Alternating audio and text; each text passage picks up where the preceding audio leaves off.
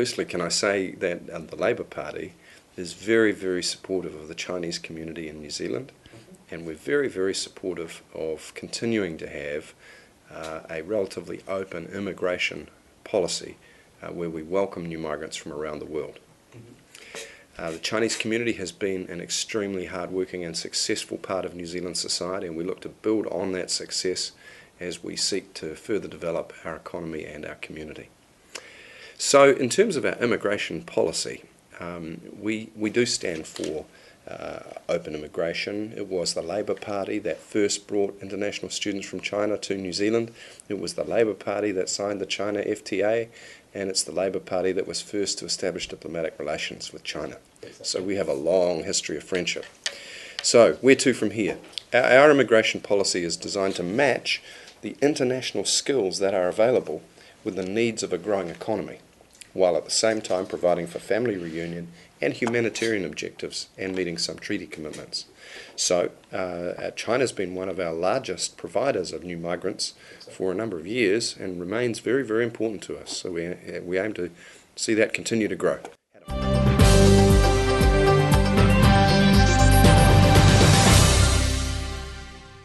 Chinese migrants have an advantage. If they're only children, then it's easier to bring their parents in.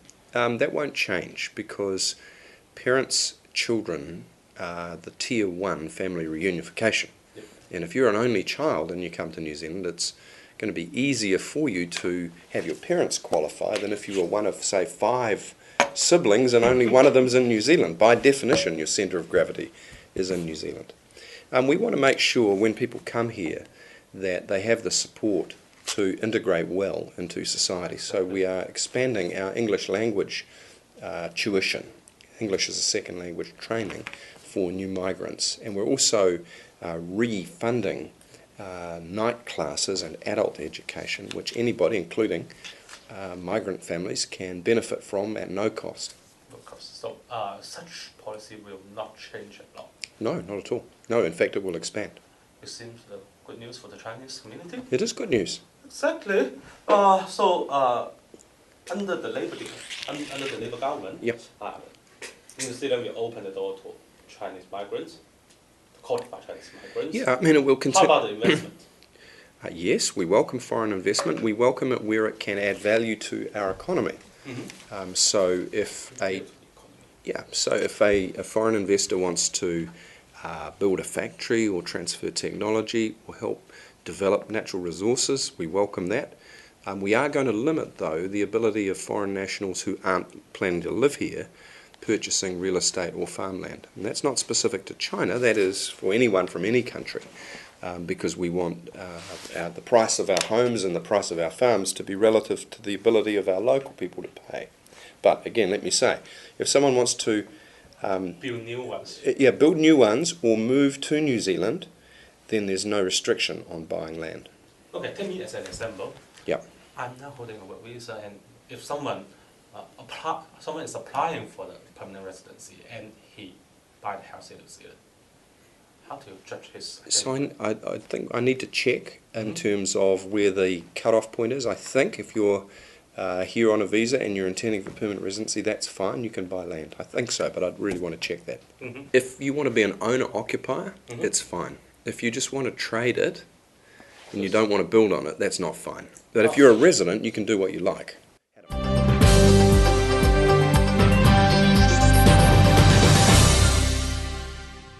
It's a matter of demand and supply. Exactly. So we've talked a little bit about demand. What's important is to expand supply. And Labour has a program called Kiwi Build, which will build an average of 10,000 homes a year over 10 years. So that's 100,000 homes, which will be made available for first home buyers. All for first home buyers. Yeah, the Kiwi Build program is for first home buyers. Can you still remember your first home? Yes, I can. Where is it? It was in Kandala in Wellington. Kandala? Mm-hmm. Now it's very expensive now. Not the particular street that I bought in. It was $95,000 for my first. $95,000? In 1987, I think. How about the mortgage rate? Oh, we had 3 mortgages. We were very poor, and we only just had enough for the deposit. And our third mortgage was at 22%. 22%. 22%. It was terrible. One of the highest periods. Oh, it was awful. Yeah, and my wife went out, had part-time job cleaning, as well as being a student, and I was working as a junior civil servant, and it was very tough. Do you believe it was harder for you to buy a first new house, your first home, comparing to young people now? No, it's harder now. It's harder now? It's harder now because people come out of tertiary education with student loans, and all that student loan debt is like a mortgage without a house. So it's harder for people to pay off their student loan debt and then save for their mortgage. And of course, under the current government, the Reserve Bank has brought in this 20% minimum deposit ratio, Yes. which makes it even harder. And we don't think that that should be applied all around the country. Do you want to influence the Reserve Bank? Yes, we do. How? We're going to have a clear housing policy which will say to the Reserve Bank, we do not expect you to put a minimum deposit ratio on a market which is not overheated. So while they may You don't believe the house market is overheated? in Auckland it is, and in Christchurch it is, but in Whanganui and New Plymouth and Palmerston North and in Bulls and Martin and Taihape, it's not.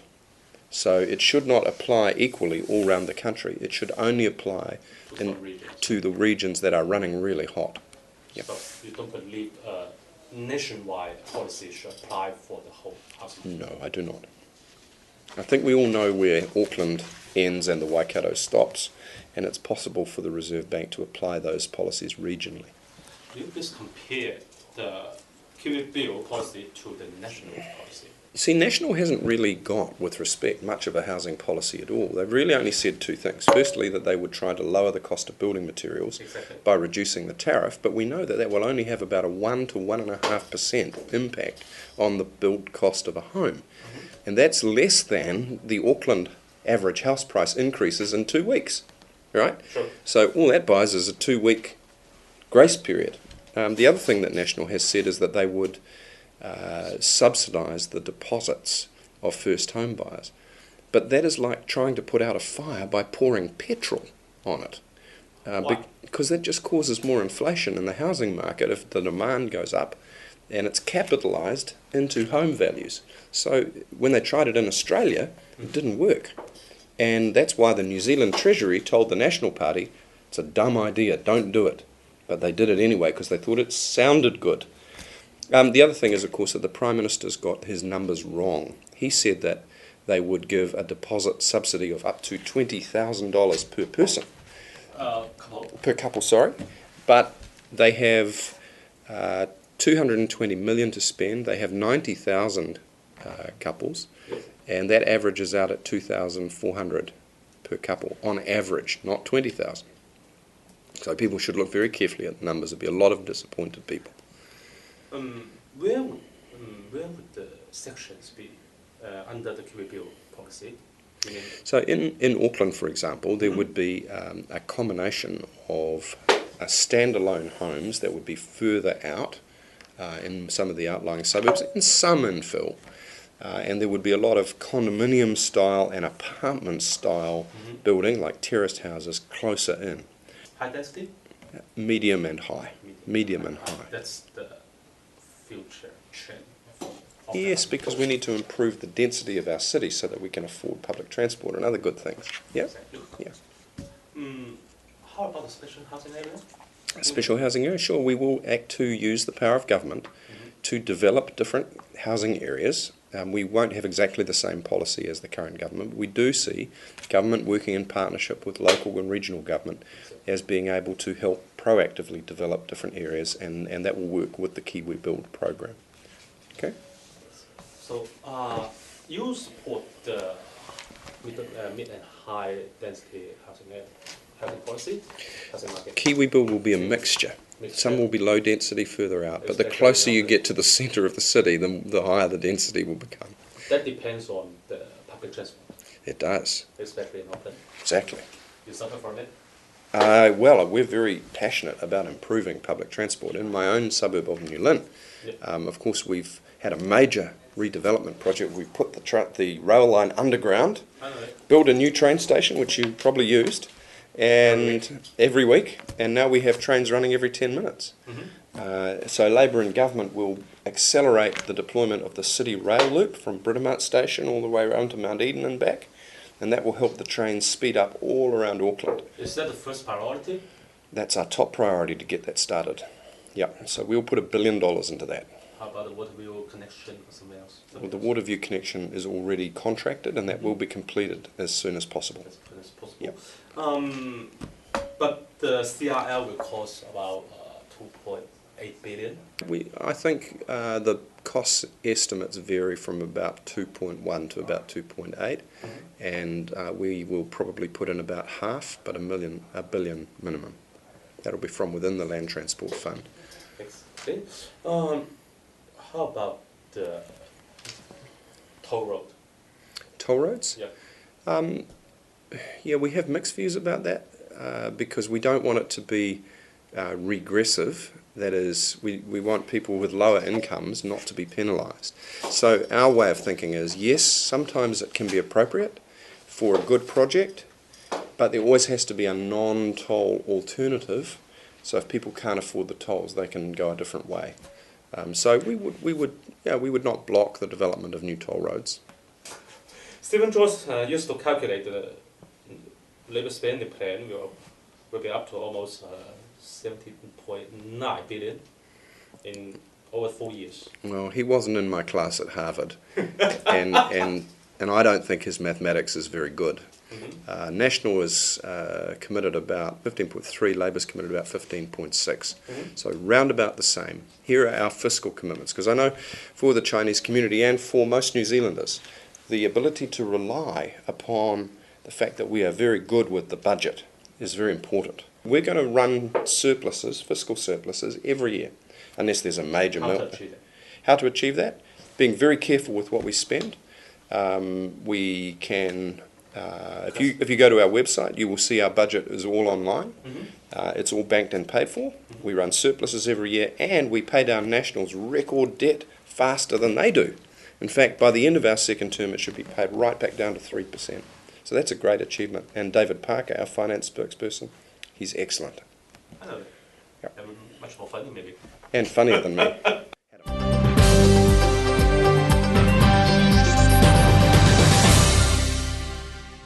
If anybody has made a profit in the past, it's not counted. So let's say the capital gains tax starts in 2016. Yeah. Only future gains after that date will be counted. Never on your family home. No family home. Not on the family home. Family trust? And not on a family trust if the family trust just owns your home. It doesn't matter if the home's in a trust or not. Okay? And the other thing is it is not an inheritance tax. So you can still leave your home to your children, no CGT. No CGT.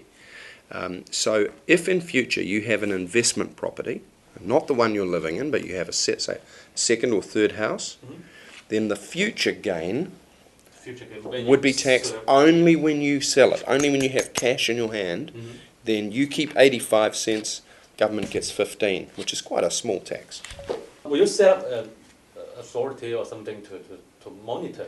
The Inland Revenue Department will do that. There'll be an expert advisory group that assists with the tax design. It'll work with the tax community, the professional accountants and lawyers to make sure the design's perfect, and then the IRD will implement it and police it. The current government argues that the existing tax system has the ability to trace such tax or something. No, there's two problems. The first is that you have to prove the intent, state of mind to be a trader, and that's very difficult in law, because if you just happen to buy 2 extra houses and sell them for a profit, nobody can prove that you intended to be a trader. That's my concern. How do you judge the intention? You can't. That's why it's very hard to force people to pay tax. That's why we need a capital gains tax. We don't have one at the moment, and we are one of only 3 countries in the developed world, the OECD countries. Only Greece, New Zealand, and Switzerland don't have a capital gains tax. Everybody else does. Don't follow the Greece. Don't follow Greece. Okay, final question about China. Yeah. It's been worried that the New Zealand economy too much rely on China. which might be risky or something. Do you believe that? Look, I think China is a tremendous economic partner for New Zealand, and the Labour government is very proud, Labour Party is very proud that we signed the China FTA, and we were the first to back China as an international member of the World Trade Organization. And we very much in future want to work to partner with China to see it fully engaged in the international community of nations and the world economy. So that's all very positive. We continue to see it as a very growing market for New Zealand. We also want to make sure that we grow other markets as well. And quite right, you don't want to put all your eggs in one basket. You don't want all your cows in one basket. All your cows in one paddock. Yeah. Just the same. Diversification, and our economic strategy is also about adding value, adding intellectual property and research and development, so that we are able to develop fine, advanced products from our natural resources, and that way we can sustain the good jobs that pay good wages in New Zealand. So that's why ICT, for example, is very important to New Zealand. How about TPP? And TPP? Yep. Well, we won't know till we see it. And at the moment, the government isn't telling people what's in it. Exactly. So we're reserving our position, and we will have a full open debate when we get in government. We'll open the books. Still miles to go on the TPP. Don't know. Not committing to it because we don't know what's in it. There will be some advantages and some disadvantages, and I don't know where the balance will be. So it's about the balance point. It's about the balance point. We won't sign an agreement that is not in New Zealand's national interest.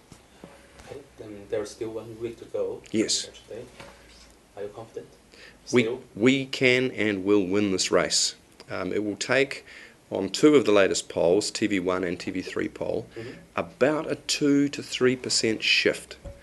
And there is plenty of precedent for doing that in the last week. In fact, in the last campaign, I know that our vote firmed more than that in the last week. So we can win this race. Not on our own, but working with the Green Party and New Zealand First, we can form a coalition government. And if we do... How about Internemana? They won't be in the government. No, we're not going to work with them in the government, no. No. Even though they are far left or something. Yeah, but they haven't been around long enough to be reliable.